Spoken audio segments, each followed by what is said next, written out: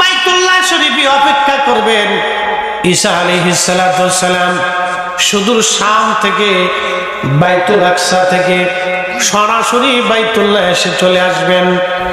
ইমাম মাহদী আলাইহিস সালাম বলবেন, হুজুর আজকে আপনি ইমামতি করেন, নামাজ পড়ান। হযরত ঈসা আলাইহিস সালাম ডাক দিয়ে বলেন, মাহদী, এই উম্মতের পিছনে আমি নামাজ পড়ার জন্য আসছি, নামাজ পড়াইতে আসি নাই। আজকে আপনি নামাজ পড়াবেন।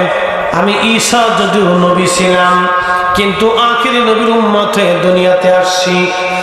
মাহদী, আপনি নিজে নামাজ পড়ান। আজকে আমি ঈসা রূহুল্লাহ আপনার পিছনে নামাজ আদায় করব। চিৎকার মেরে জোরে বলেন আল্লাহু আকবার। তেলের গাড়ি তেলে চলে, হাওয়ার গাড়ি হাওয়ায় উড়ে, বিনা তেলে চালায় গাড়ি নবী সুলাইমান। আমরা সেই মুসলমান, আমরা সেই মুসলমান।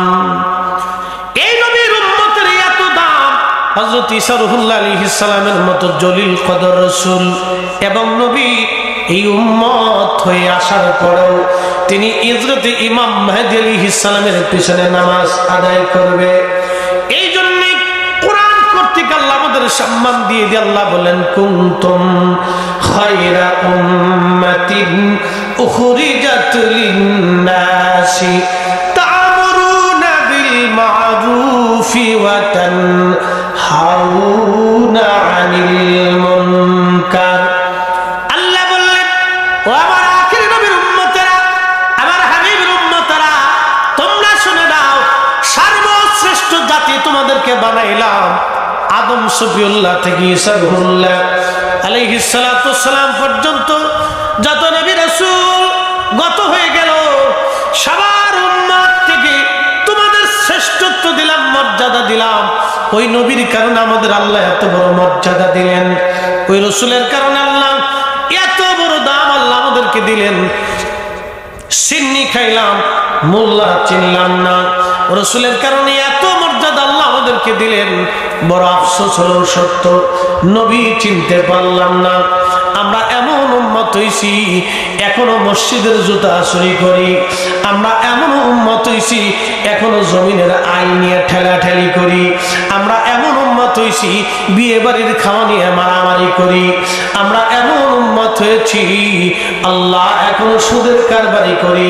আমরা এমন উম্মত হইছি হসপিটালে গেলে এখনো ঘুষ দেওয়া লাগে, বিভিন্ন জায়গায় গেলে এখনো পয়সা দেওয়া লাগে। আমরা এমন উম্মত হয়েছি হারাম না খাইলে আমাদের পেটের ভাত হজম হয় না, মিথ্যা না বললে আমাদের ঘুম হয় না। আমরা এমন উম্মত হয়েছি উম্মতের কিছু করতে পারি নাই, উম্মত উম্মতের মতো হতে হবে। কথা বলেন ঠিক কিনা? ঈসা আলাইহিস সালামের পিছনে ইমাম মাহদী আলাইহিস সালাতু ওয়াস সালামের পিছনে ঈসা আলাইহিস সালাম ইক্তেদা করবে। তিনি হজ করবেন। হজ শেষ করার পরে আল্লামা ইমাম হাকিম মুস্তাদরিক হাকিম সহিহাইনের ভিতরে তিনি বিশুদ্ধ সনদে হযরত ইমাম বুখারী মুসলিমের শর্ত অনুযায়ী হাদিসকে সহিহ বলেছেন। ইমাম যাহাবী রাহমাতুল্লাহ আলাইহি তিনি আত-তালখিসের ভিতরে হাদিসকে সহিহ বলেছেন। আল্লাহর নবী বললেন, ঈসা রূহুল্লাহ মক্কাতুল মুকাররমায় হজ শেষ করার পরে তিনি সরাসরি আমি নবীর রওজা মুবারকে আসবে, এসে আমি নবীকে সালাম দিবে, আর আমি রাসূল তার সালামের জবাব দিয়ে দিব। জোরে বলা যাবে আল্লাহু আকবার। প্রিয় নবীজি রওজা শরীফ থেকে সালামের জবাব দিবে। লক্ষ লক্ষ মুসলমান সেই দিন সালামের জবাব শুনবে। আমার রাসূল রওজা মুবারক থেকে সালাম দিবে। অথচ দুর্ভাগ্য হতভাগ্য উম্মত আমার দেশে একদল যারা 8 টাকার তারাবি বানাইলো, ওরা দেখেন ওই সৌদিপন্থী আর ওই কি বলে মধ্যপ্রাচ্যপন্থী, দেখবেন শুধু তাই না, ওরা ইসরায়েলের বিরুদ্ধে কোনো কথা বলে না। ওরা আমার দেশে এসে 8 টাকার তারাবির নামাজ বানানোর জন্য, দেখেন মধ্যপ্রাচ্যের একটা দেশ ইরান যখন ইসরায়েলের উপর আক্রমণ করলো, তখন জর্দান আর সৌদি আরব আর সংযুক্ত আরব আমিরাত ইসরায়েলের সাহায্য করলো। তার মানে ৭৫ বছর ধরে লক্ষ লক্ষ ফিলিস্তিনিদের রক্তের সাথে ওরা বেঈমানি করেছে। ওদের দেশের মৌলবীরা আমার দেশে এসে ৮ টাকার তারাবি বানাইতে চায়। শাহজালালের দেশে, শাহপরানের দেশে, ৩৬০ আউলিয়ার দেশে আমরা সুন্নি মুসলমান থাকতে কখনোই মানব না। কথা বলেন ঠিক কিনা? ফিলিস্তিনের মুসলমানের রক্তের সাথে ফিলিস্তিনের শহীদদের রক্তের সাথে গাদ্দারি করছে। প্রিয় উপস্থিতি, ফিলিস্তিনি বাচ্চাদের ঘর নাই, বাড়ি ঘরগুলি বিরান করে দেওয়া হয়েছে। এমন ফ্যামিলি 40 জন 35 জন ফ্যামিলির সবাই শহীদ, একটা বাচ্চা বেঁচে আছে। জিজ্ঞেস করা হলো তুমি কেমন? বলে আলহামদুলিল্লাহ। বলে তোমার কি ডর হয় না? বলে হাসবুনাল্লাহু নি'মাল ওয়াকিল নি'মাল মাওলা ওয়া নি'মান নাসির। চিন্তা করেন, আমার দেশের ছেলেরা যখন সিনেমার গান গায় তখন ফিলিস্তিনের বাচ্চারা হাসবুনাল্লাহু নি'মাল ওয়াকিল বলে সাংবাদিকদের জবাব দিয়ে দেয়। আমার দেশের বাচ্চারা যখন ওই কি বলে হাট্টিমা টিম টিম, তারা মাঠে পড়ে ডিম, তাদের ঘোড়ার 2টো ডিম, এই ঘোড়ার ডিমের কবিতা যখন ওরা শিখে, তখন আমার দেশের ফিলিস্তিনের মুসলমান বাচ্চারা তখন জিহাদের ময়দানের শাহাদাতের সুঘ্রাণ তারা শিখে। কি কথা বলেন না কেন? ঠিক কিনা? আমার দেশের মেয়েরা যখন অর্ধলঙ্গ হয়ে ঢাকা ইউনিভার্সিটি, বিভিন্ন বিশ্ববিদ্যালয়, পাবলিক ইউনিভার্সিটি অথবা ইউনিভার্সিটি অন্য বলেন, আমার দেশের মেয়েরা জিন্সের প্যান্ট পরে শার্ট গায়ে দিয়ে যখন পাকিস্তানি ইন্ডিয়ান শিল্পী এনে নাচানাচি করে, তারা লাফালাফি করে, তখন ফিলিস্তিনের নারীরা হিজাব আর বুরকা পরিহিত অবস্থায় এই বাতিল মিথ্যা ইসরায়েল দখলদারদের বিরুদ্ধে তখন তারা জিহাদ করে। তাহলে তারাও নারী, এরাও নারী, রাত দিন ডিফারেন্স। আমার দেশের মেয়েরা যখন ইচ্ছা করে বুরকা খুলে দেয়, তখন ওই দেশের ফিলিস্তিনের নারীরা সন্তান শহীদ হয়ে যাওয়ার পরেও তারা বোরকা ছাড়ে নাই, হেজাব ছেড়ে দেয় নাই। ওরাও নারী, এরাও নারী, ওরাও মুসলমান, এরাও মুসলমান, আকাশ পাতাল তফাৎ। কথা কন না কেন? ঠিক কিনা? শিখার দরকার এগুলি আমাদের। ওরা বেডি আর আমার দেশেও বেডি বেডি, আকাশ পাতাল তফাৎ। সন্তান শহীদ হয়ে গেছে, বোরকা ছাড়ে না। স্বামী শহীদ হয়ে গেছে, হেজাব খুলে দেয়।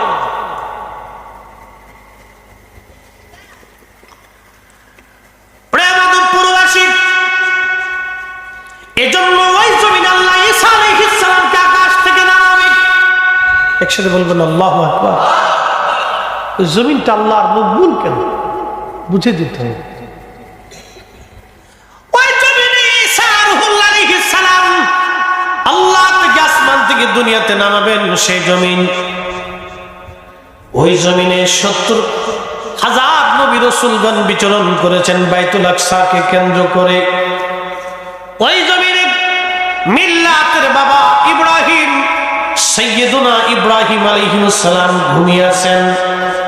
ওই জমিনে হযরত আম্মা জান সারা হাজরার মতো মহিষী নারীরা ঘুমিয়ে গেছেন। তাদের রক্তধারা এখনো সেই মানুষদের মধ্যে প্রবাহিত আছে, যার কারণে তারা মিথ্যার কাছে মাথা নত করে নাই। ফিলিস্তিনের একটা বাচ্চার উত্তর শুনলে আপনার মাথা নষ্ট হয়ে যাবে। কালকে ভিডিওতে দেখলাম একটা যুবক হাসতেছে। বলে হাসেন কেন?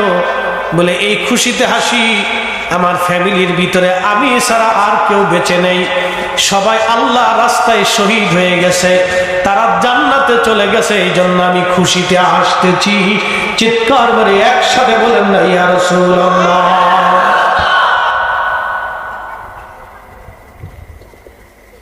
আর আমার দেশের গুলাবান দেখেন তো, মান কিছু বসে গাঁজা খায়। কথা কর না, মান কিছু বসে গাঁজা টেনতেছে, বিড়ি টেনতেছে। যুবক ইস,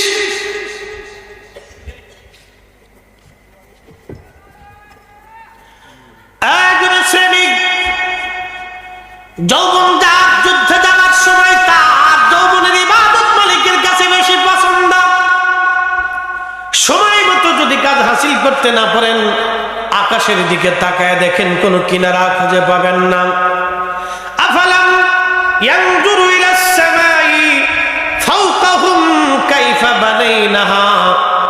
আল্লাহর কোরআন বলতেছে হাবিব উম্মতকে বলেন আকাশের দিকে তাকাইতে, আকাশের দিকে তাকাইতে বলেন উম্মতকে আমি মালিক এটাকে কেমন করে সমুন্নত করলাম।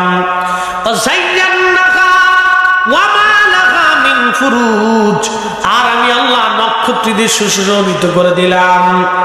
দেখতে বলেন আকাশের দিকে তাকাইতে বলেন। ওই মহা আকাশের মালিক যিনি, আবার আমরা সেই মালিকের কাছে ফিরে চলে যাব।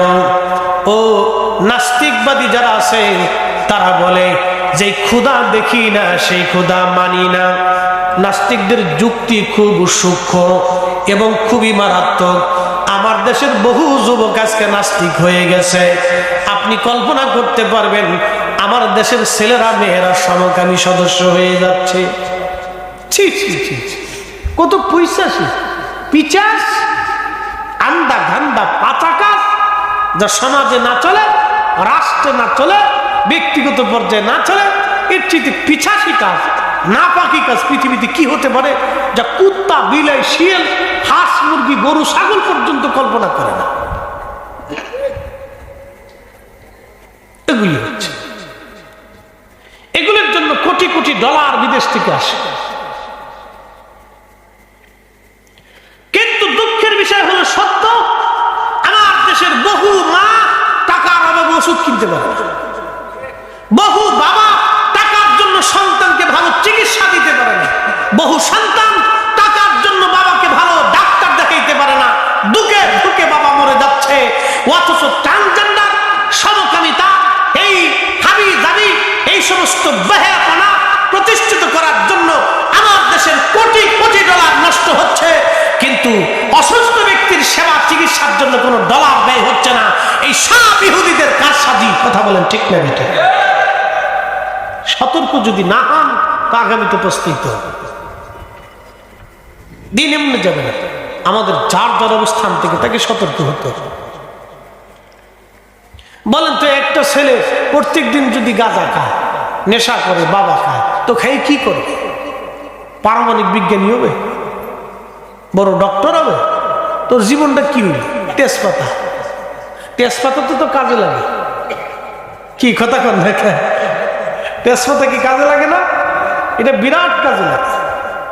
যাদের কাশির ব্যারাম আছে, তেজপাতারে আগুন সিবাইয়ে বিড়ির সিস্টেম বানায়, বিড়ি খেতে বলতেছি না, সাবধান, বিড়ির সিস্টেম বানায়, এটার ভিতরে আগুন লাগে টাইমে ধোঁয়া যদি বুকের ভিতরে দিতে পারেন তাহলে কিছুটা উপকার হয়।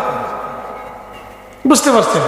এটা একটা চিকিৎসা পদ্ধতি, উপকার হয়। তো তেজপাতা তো কাজে লাগে। তো যেই ছেলে নেশা করে ওর জীবনটা তো বরবাদ, ওর কিচ্ছু নেই। ও দুনিয়াও হারিয়েছে, আখিরাত হারিয়েছে। ও দুনিয়াও নাই, আখিরাত নাই। ও দুনিয়াও নাই, ওর আখিরাত নাই। ওই অবস্থায় যদি মারা যায় তো হারাম খাইতে খেতে মারা যাবে। শুয়োরের পায়খানা, কুত্তার পায়খানা খেয়ে মরলে যা হবে, ওই নেশা করে মরলে তা হবে। কি কথা কর না কেন? কুত্তার বিষ্ঠা চিনেননি আপনারা? কুত্তার বিষ্ঠা, কুত্তা খাওয়ার পরে যেটা বমি করে ফেলে, যেটাকে বলে বিষ্ঠা, এটা যেমন পচা, গান্ধা, নাপা, নেশাদ্রব্য ওইরকম নাপা। এই কুত্তার বিষ্ঠা শরীরে গেলে যেমন শরীরের রক্ত নষ্ট হবে, গোশত নাপাক হয়ে যাবে, পুরা শরীরের ভিতরটা পয়জন হয়ে যাবে, ওই নেশা দ্রব্য শরীর ঢুকলো এরকম শরীর পয়জন হয়ে যায়। আল্লাহ হাবিব বলেছেন এই শরীর কখনো বেহেশতের যাওয়া তো দূরের কথা, ঘ্রাণ পর্যন্ত পাবে না, অথচ 500 বছরের দূরত্ব থেকে জান্নাতের ঘ্রাণ পাওয়া যাবে। একসাথে বলা যাবে আল্লাহু আকবার। যুবকদেরকে বলবো সাবধান, কোন বন্ধু যদি আপনাকে নেশার দিকে নিতে চায় তাহলে বুঝবেন পৃথিবীতে সবচেয়ে বড় দুশ্মন এটা। তাই কথা কর না কেন? জোরে বলে। কোন বন্ধু যদি আপনাকে নেশার দিকে নিতে চায়, আপনি সারা জীবন এটা পরিসংখ্যান মনে রাখবেন, জীবন ছেলে খেলা না, এটা একটা জীবন। জীবন আল্লাহ প্রদত্ত জিনিস, এটা আল্লাহ আপনাকে দিয়েছেন। জানেন আল্লাহ কত সুন্দর করে আপনাকে মায়ের কোলে বানিয়েছেন, রেহেমের ভিতরে কত যত্ন করে আল্লাহ বানাইছেন। জানেন আপনি কত যত্ন করেছেন আল্লাহ? একটু পানি থেকে রাব বলেছেন বাদা খালকাল ইনসানি মিন তুরাব, আমি মানুষের সৃষ্টির সূচনা করছি মাটি থেকে। এরপরে আল্লাহ বলছেন সুম্মা জাআলা নাসলাহু, আমি তার নসলকে, বংশকে বৃদ্ধি করেছি মিন সুলালাতিন মিন মাইন মাহিন, পুরুষের নির্গত পানি, মায়ের নির্গত পানি মায়ের বক্ষ থেকে আসে, বাবা পৃষ্ঠদেশ থেকে একত্রিত হয়ে মায়ের রেহেমের ভিতরে বিকরারিম মাকিন, আল্লাহ বলছেন এক নিরাপদ আধারে মায়ের রেহেমের ভিতরে আল্লাহ এটাকে যত্ন করতে লাগলেন। 40 দিন পর্যন্ত ওই পানিটা আল্লাহ মায়ের রেহেমের ভিতরে রিফাইন করতে লাগলেন। একসাথে বলা যাবে আল্লাহু আকবার? না না, আরো জোরে বলেন আল্লাহু আকবার। প্রথম কতদিন? 40 দিন পর্যন্ত আল্লাহ মায়ের রেহেমের ভিতরে ওই পানিটাকে আল্লাহ রিফাইন করতে থাকে।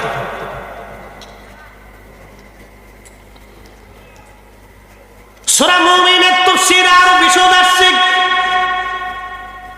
40 দিন পর্যন্ত পানিটাকে আল্লাহ মায়ের রেহেমের ভিতরে রিফাইন করতে থাকেন। এই 40 দিন পার হয়ে যাওয়ার পরে এই আল্লাহর বান্দারা শুনে যান, আল্লাহ আপনাকে কেমন আদর করে বানাইলো দেখেন। প্রত্যেকটা বাচ্চা যখন দুনিয়াতে আসে দেখবেন অনেক সুন্দর, কিন্তু ধীরে ধীরে বড় হইলে সে তার নিজের স্বাস্থ্য নিজে নষ্ট করে, নিজের চেহারা নিজে নষ্ট করে, নিজের চেহারা সে নিজে নষ্ট করে দেয়। আল্লাহ নিজে নষ্ট করেন নাই, আল্লাহ ঠিকই বলেছেন তোমরা যেটা রুজি করো আমি সেটা দিয়ে দেই। ও যুবক, আপনারা ভালো করে শুনে যান, প্রত্যেক বাচ্চা জন্ম নেওয়ার পরে দেখবেন খুবই সুন্দর। আল্লাহ বলেন লাকাদ খালাকনাল ইনসানা ফি আহসানি তাকওয়ীম।